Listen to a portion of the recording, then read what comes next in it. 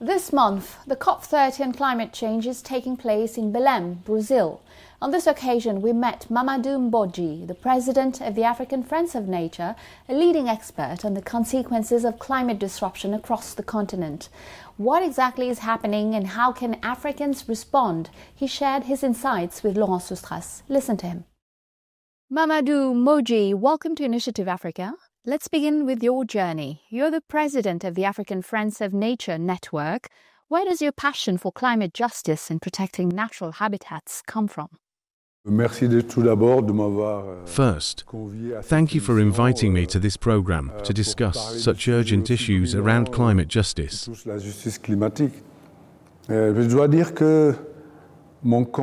My fight for the environment began a long time ago.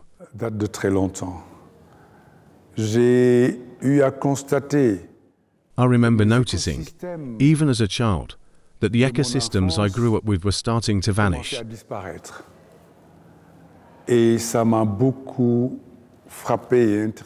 That deeply struck me. I knew something was wrong, and I had to act. In the early 1990s, I joined the Senegalese Association of Friends of Nature, a group dedicated to protecting natural resources and our broader environment. I've been involved ever since, and I haven't stopped.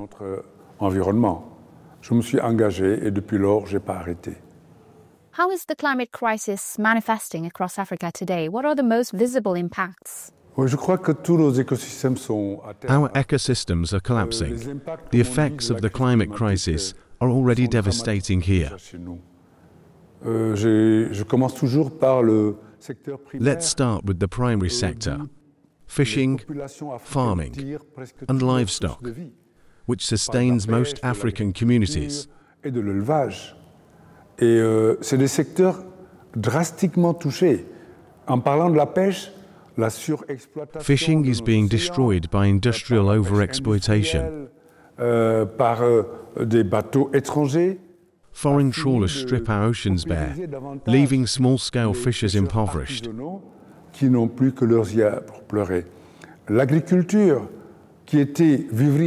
Agriculture, once local and diverse, has become industrial and monocultural.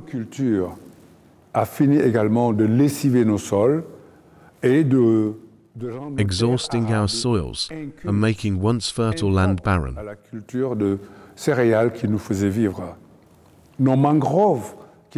Mangroves, our natural shields against storms and erosion, have lost more than 50% of their cover.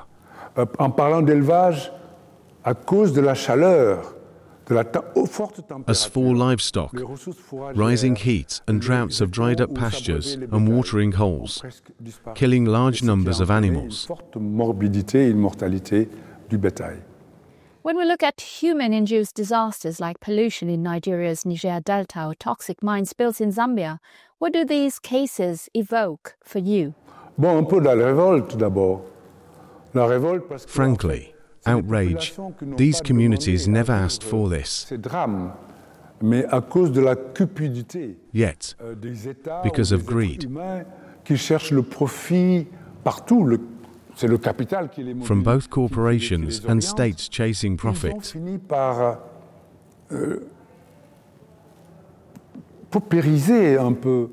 they are the ones paying the price.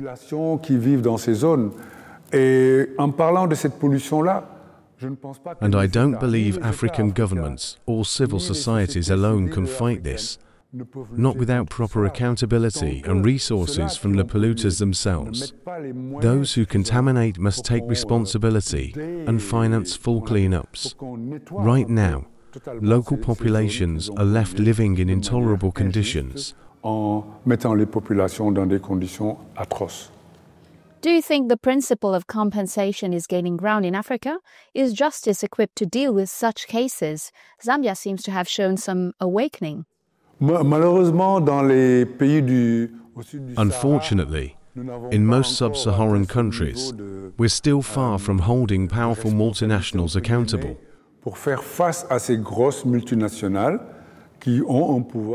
Compensation rarely happens. There's a huge gap between the promises made in agreements and what actually reaches affected communities.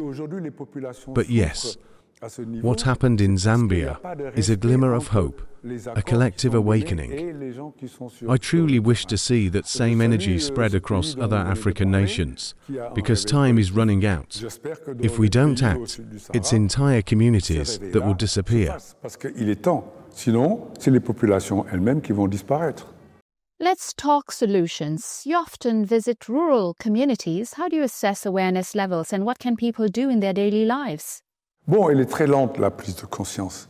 Elle est hyper lente et je crois que Awareness is growing, but painfully slowly, and poverty has a lot to do with it.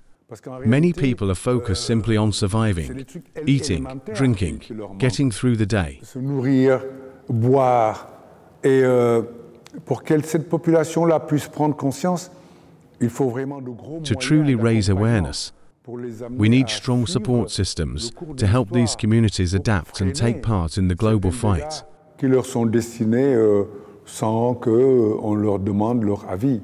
Et malheureusement, chaque fois qu'il y a les dégâts, Too often, when disasters strike, they're left alone to cope with very limited, traditional means. Des moyens endogènes, très compliqués, très lentes pour faire face. Leur résilience des populations africaines. Their resilience is remarkable, Les moyens de résilience manquent énormément. but insufficient.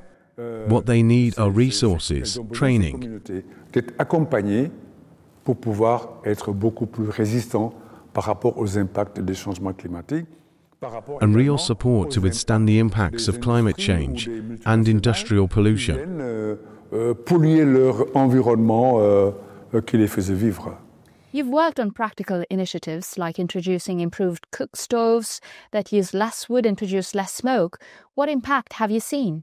Ben, les résultats sont...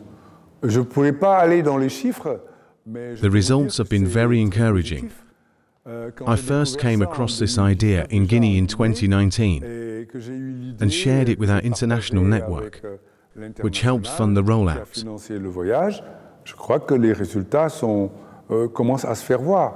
Les villages où on a eu à faire des ateliers de fabrication... In the villages where we've held training workshops, many women now use these improved stoves daily. Dans leur cuisson. Et les résultats les plus notables, c'est que avant elles passaient toute une Before, journée à aller they chercher spent du an bois. entire day gathering firewood. Elles font pendant la semaine, elles ne cherchent qu'une ou deux fois. Et tout le Now, reste de la semaine, they do it elles vont once or vaquer à twice a d'autres week, occupations. freeing Et ça, time c'est for une other amélioration activities au and niveau de la improving their qualité de quality leur of vie. life. Et les There's fumées, less smoke, less là, deforestation, évidemment, and healthier La families. forêt, et là, moins de pression également. Your organization also plants fruit trees. What are the main challenges and how do you ensure these plantations survive? Voilà, par rapport à ce reboisement d'espèces fruitières, Back in 2002, we toured Senegal to rethink reforestation. La communication sur les nouvelles techniques de reboisement. Et on a écouté des villageois, on a discuté avec elles. Au retour, on a fait le diagnostic. We realized that public Dans tree notre planting, pays, nous faisons forests ce qu'on appelle le belonging to reboisement everyone, d'espèces forestières. often meant forests belonging to no one. Et tout ce qui appartient à tout le monde n'appartient à personne. Et nous, on a dit, on va changer de fusil d'épaule. So we shifted Nous strategy. allons maintenant faire des We reboisements started planting d'espèces fruit trees in fruitières private compounds instead. dans les concessions, donc en privé. C'est pourquoi nous n'attendons plus la saison des pluies pour reboiser. Quand nous arrivons dans un village, nous identifions This way, les concessions families take ownership. susceptibles de recevoir nos arbres. Parce qu'en fait, il faudrait qu'il y ait de l'eau, il faudrait qu'il y ait de la pluie. They water and protect their trees all Nous year reboisons de round. janvier à décembre, sans tenir compte du stress hydrique. Parce que les gens arrosent eux-mêmes. Not just during the rainy season. Donc on ne reboise pas en laissant le reboisement à la saison des pluies. Et ce n'est pas en public, c'est en privé. Et les résultats sont très probants. The results are Je remarkable. sais qu'il y a une dame, I know one woman qui avait who planted reboisé 7 trees through our program. espèces par famille. Today, Elle commence she à sells the vendre fruit and feeds her family with the income. ces arbres-là.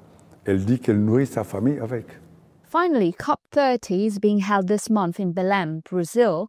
Having served as regional coordinator for West and Central Africa from COP15 through COP23, what's your view on the real impact of these UN climate summits for Africa? Will they ever deliver? Bon, de toute façon, je fais partie maintenant des gens. Je suis parti de Copenhague. I left the Copenhagen COP full of hope. Après le protocole de Kyoto, il fallait trouver des After Kyoto, commitments were made, including $100 billion promised for Africa's adaptation.